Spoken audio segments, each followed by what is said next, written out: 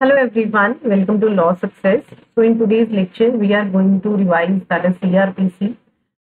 This video is helpful for all state judiciary exams. So number of notifications अभी out हुई हैं, जैसे महाराष्ट्र की नोटिफिकेशन आई है, अभी आपकी छत्तीसगढ़ की अगेन वैकेंसीज आ चुकी हैं, तो राजस्थान की नोटिफिकेशन जल्दी ही आ जाएगी, हरियाणा एडीए की अभी that is also going to be सून.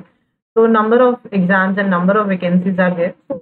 ये वीडियो आपकी सारी स्टेट एग्जाम्स के लिए हेल्पफुल है एंड जो अपकमिंग नोटिफिकेशंस हैं उनके लिए भी. So let's start with the CRPC. So we are going to revise some sections of CRPC. तो सबसे पहले तो ये जो है एक्ट का फोर्स में आया था when this act came into force. So this act came into force on which date? That is 1st of April 1974 को जो है ये एक्ट फोर्स में आया था. तो ये एक्ट कहाँ तक एक्सटेंड करता है? ये सारे इंडिया पे एक्सटेंड करता है. Now this extends to the state of Jammu and Kashmir also. This says कि जो प्रोविजंस हैं, provided that the provisions of this code other than those जो चैप्टर 8, 10, 11 है, ठीक है, provided that the provisions of this code shall not apply, वो apply नहीं करेंगी. सिर्फ यही प्रोविजंस जो है वो अप्लाई करेंगी state of Nagaland and tribal areas पे. बट हाँ, स्टेट गवर्नमेंट के पास अथॉरिटी है कि वो नोटिफिकेशन देके ऑफिशियल गजट में जो है नोटिफाई कर सकते हैं that other provisions will also apply on CRPC. Now, the definitions that are given under your CRPC is very important. Directly definitions में से आपको pre में equations आ जाते हैं. So, what is a bailable offence? This means an offence that is shown as bailable in the first schedule. Non-bailable का मतलब क्या है? That means any other offence. तो आपको फर्स्ट शेड्यूल में दिया है कि कौन से ऑफेंसेस बेलेबल हैं. That are less serious offences that are bailable. जो ज्यादा ग्रीवियस ऑफेंसेस होते हैं that are non bailable in nature. Charge का मतलब क्या है? This includes any heads of charge when charge contains more heads than. ठीक है, चार्ज जरूरी नहीं है कि अगर पर्सन ने कोई ऑफेंस किया है, there can be number of charges against any person. So charge includes any head of charge when the charge contains more heads than. So what is cognizable and what is non-cognizable offense? Cognizable is defined in 2C, non-cognizable is defined in 2L. तो cognizable का मतलब होता है कि जिसमें police officer के पास authority है कि वो पर्सन को अरेस्ट कर सकती है बिना वारंट के. मतलब कि जो ज्यादा सीरियस ऑफेंसेस होते हैं that are cognizable in nature, so in which the police officer has authority to arrest without warrant. Whereas if we talk about non-cognizable, that are less serious offenses and वहां पे जो है police officer arrest नहीं कर सकता बिना warrant की and the authority of the किसकी परमिशन चाहिए थे? मजिस्ट्रेट से परमिशन लेनी पड़ती है under your section 155. Next is complaint. Complaint is defined in 2D. This means कोई भी एलिगेशन जो ऑरली किया जाए या फिर राइटिंग. जरूरी नहीं है कि कंप्लेंट आप राइटिंग में ही करोगे, that can be made hourly also. किसको की जाती है? मजिस्ट्रेट को, सो दैट की एक्शन ले सके magistrate under CRPC that some person, चाहे वो नोन है या अननोन पर्सन है, that he has committed an offence. But that does not include a police report. ये 173 की पुलिस रिपोर्ट को जो है इंक्लूड नहीं करता है. Next important definition is inquiry. Inquiry कौन कंडक्ट करता है? That is conducted by the magistrate or court. This is defined in 2G. Investigation कौन करता है? That is done by the police officer. Court नहीं करती, या any other person that is appointed authorized by the magistrate in this behalf. But जो investigation है, what is the purpose behind that? This is for the collection of evidence. सबूत इकट्ठा करने के लिए जो है इन्वेस्टिगेशन की जाती है. What is judicial proceeding? That is defined in 2I. This means any proceeding in the course of which evidence is or may be taken into court. So next is metropolitan area. 2K में है. This is to be read with section A. तो किसके पास authority है कि कोई ये area जो है मेट्रोपॉलिटन एरिया होगा, जैसे सिटीज होगी Calcutta, Ahmedabad, these are the metropolitan cities. तो सेक्शन 8 में दिया हुआ है कि स्टेट गवर्नमेंट के पास अथॉरिटी है. सिर्फ वही एरिया मेट्रोपॉलिटन एरिया हो सकता है जिसकी पॉपुलेशन 10 लाख से एक्सीड करती है. दैट मीन्स कि जिसकी पॉपुलेशन 1 मिलियन से एक्सीड करती है, only that area can be a metropolitan area. State government के पास अथॉरिटी है. State government can even alter और लिमिट द जो लिमिट कर सकती है, ठीक है, एरिया को. बट वो जो पॉपुलेशन है दैट वो एक्सीड नहीं रिड्यूस होनी चाहिए 10 लाख से. So metropolitan means area declared और deemed to be declared under section 8 to be a metropolitan area. Next is that is police report. Police report is defined in 2R. This means a report that is forwarded by a police officer to a magistrate under subsection 2 of section 170. तो police report का मतलब क्या है, 173 की रिपोर्ट, ठीक है। So that is forwarded by police officer to the magistrate. Public prosecutor this is 2U में डिफाइन किया है, कहाँ पे इसकी अपॉइंटमेंट होती है, कौन करता है, that is given under your 24 section, ठीक है। 24 में दिया हुआ है, तो यहीं पे ही 24 भी हम यहीं पे इसके साथ ही पढ़ लेते हैं। Let me just show you section 24 also. So 24 says that कि for every high court, central government या state government notify after consultation with the high court appoint कर सकती है एक पीपी को या एडिशनल पीपीज को भी for conducting the cases any prosecution appeal on behalf of the, so that they can जो है कि वो प्रोसिक्यूशन कंडक्ट कर सके सेंट्रल गवर्नमेंट या स्टेट गवर्नमेंट की तरफ से। तो फॉर दिस जो डीएम है, ठीक है, in consultation with the session जज, वो एक पैनल ऑफ नेम्स प्रिपेयर करेगा जो उनके ओपिनियन में फिट है to be appointed as PPs or additional PPs for the district. Now, what is the qualification that is required for this? If we talk about the PPs or additional PPs, तो इसके लिए qualification क्या चाहिए होती है? That is 7 years का minimum experience चाहिए होता है. For special PPs, the experience that is required is 10 years. ठीक है, 10 साल का जो है वो experience चाहिए होता है. So this is given further. This says a person shall be eligible to be appointed as a PP, as an additional PP, only if is in practice as an advocate for not less than 7 years.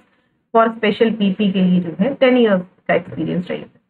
Further, this was added by an amendment. ये कहता है कि PPs को now जो victim है वो अपना personal, वो अपना private advocate भी engage कर सकता है assist करने के लिए prosecution. So the court may permit the victim to engage an advocate of his choice to assist the prosecution under this subsection. Apart from this, the important definition is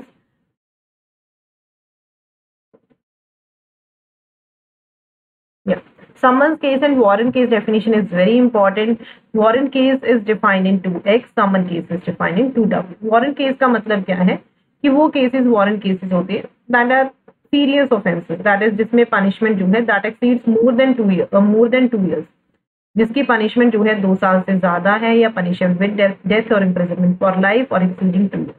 बाकी जो सारे offences हैं that are summon offences, so means a case relating to offence not in the warrant case.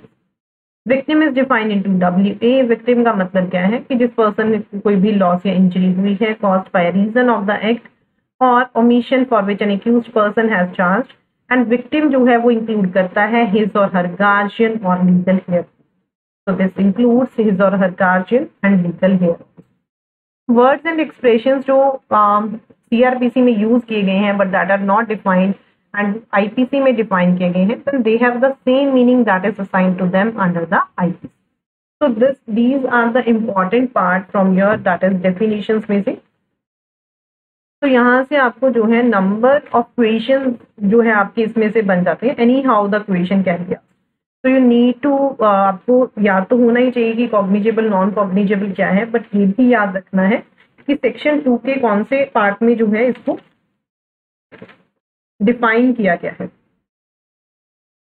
Apart from this let's see section that is 4 and 5. Section 4 and 5 जो है अगर हम combined effect देखें section 4 and 5 का, तो this says कि जितने भी ऑफेंसेस हैं आईपीसी में उनकी जो इन्वेस्टिगेशन है, सीआरपीसी क्या है, this is a procedural law. ये हमें प्रोसीजर बताता है कि कोई भी अगर क्राइम होता है तो what procedure the court will follow. So CrPC जो है कोर्ट्स को गाइड करता है. तो ये जो ऑफेंसेस हैं जितने भी आईपीसी में, तो उनकी इंक्वायरी इन्वेस्टिगेशन कैसे होगी according to the provisions of IPC. तो दिस सेज कि all offences under any other law, for example अगर कोई स्पेशल लॉ है, ठीक है, there is a special law, उसमें अगर कोई प्रोसीजर दिया गया है, अगर जेजे एक्ट है, अगर हम जुवेनाइल जस्टिस एक्ट की बात करें, there is some special procedure that is given under that, then courts वो वाला प्रोसीजर फॉलो करें. If there is no procedure that is given under your special act, then the courts will follow the procedure that is given under your CrPC. So this is the effect of section 4 and 5. ठीक है, अगर IPC में जितने offences हैं उसका procedure क्या होगा वो हमें सीआरपीसी बताता है. अगर कोई स्पेसिफिक प्रोविजन नहीं है स्पेशल एक्ट में, देन क्या होगा कि अब जो सीआरपीसी है this is a general law. So ये जर्नल लॉ है. सो जो भी प्रोसीडिंग्स आपको इसमें दिया हुआ है प्रोसीजर, तो उसके अकॉर्डिंग है कोर्ट उसको कंडक्ट करेगी. Next is hierarchy of courts के बारे में सेक्शन 6 हमें बताता है. So what is the hierarchy of courts? High courts ठीक है, तो session courts, GMICs, judicial magistrate second class and executive magistrate. Her state में जो है एक सेशन डिवीजन होगी, ठीक है, एंड स्टेट गवर्नमेंट जो है after consultation with the high court जो है ऑल्टर कर सकती है, लिमिट कर सकती है सच डिविजन्स एंड डिस्ट्रिक्ट्स को। सो this is what is given metropolitan area. I have already told you कि जिसकी पॉपुलेशन 1 मिलियन से एक्सीड करती है that is the metropolitan area, and state government जो है अपनी नोटिफिकेशन से डिक्लेयर कर सकती है। Next is court of session, this is very important. इसमें आपको क्या क्वेश्चन बनते हैं अब इस पूरे सेक्शन। एक तो कौन एस्टैब्लिश करता है court of session, that is establish by the state government establish करती। सेशन जज को अपॉइंट कौन करता है, is appointed by the high court. High court साथ में एडिशनल सेशन जजेस, आपने सुना होगा एडिशनल सेशन जजेस भी अपॉइंट कर सकते हैं, असिस्टेंट सेशन जजेस। तो सेशन जजेस का जो है ऑफिस वेकेंट है, then who will look after the cases. So disposal कौन करेगा, हाई कोर्ट अरेंजमेंट कर सकती है कि अर्जेंट जो एप्लीकेशंस हैं जो भी पेंडिंग है कोर्ट ऑफ सेशन के सामने, कि वो एडिशनल या असिस्टेंट सेशन जज देंगे।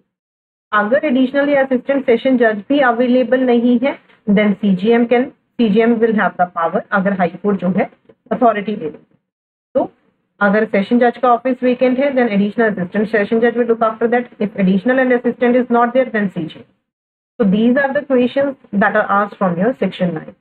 So what you can do is कि लास्ट में आप रिवीजन करने के लिए you can just highlight these parts, आप हाईलाइट कर सकते हो इन पार्ट्स को, और you can just make one liner notes in your notebook, what ever you think that is good for you.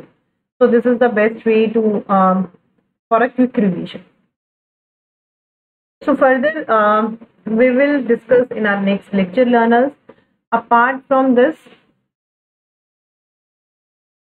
there is a good news for you, that is Maharashtra Judiciary के लिए rapid revision batch है. So if you are preparing for Maharashtra Judiciary, so you can just join this batch. The offer price is only 14,000. By applying this code आपको इस पे भी of मिल जाएगा. Link आपको जो है डिस्क्रिप्शन बॉक्स में मिल जाएगा, ठीक है. And you can just contact on, you can just WhatsApp on this number in case of any queries. अगर आपको कोई क्वेरीज है तो आप इस नंबर पे जो है आप व्हाट्सएप कर सकते हैं 9915831836 पे. तो इसमें आपको सारा प्री का सिलेबस कवर होगा. सेल्फ प्लेस्ड रिकॉर्डेड बैच है. This is the rapid revision batch for Maharashtra judiciary. Prelims exam के लिए जो है ये आपका रैपिड रिवीजन बैच है. तो अगर आपको इस बैच को ज्वाइन करना है जल्दी ही कर लेना. अनअकैडमी पे जो है प्राइस हाइक होने वाला है फ्रॉम 13th June. तो 20% प्राइस हाइक हो रहा है अनअकैडमी पे. इससे पहले की प्राइस हाइक हो, just to avail this opportunity as the subscription is available at a very less price students. Apart from this, there is All India Judiciary Open Mock Test that Unacademy is conducting on 11th June at 11 AM. You have a chance to win gift vouchers worth ₹1,25,000. So you can just scan from here and you can just enroll yourself in this totally free of. For further details, you can just have a look to the description. Thank you so much, learners.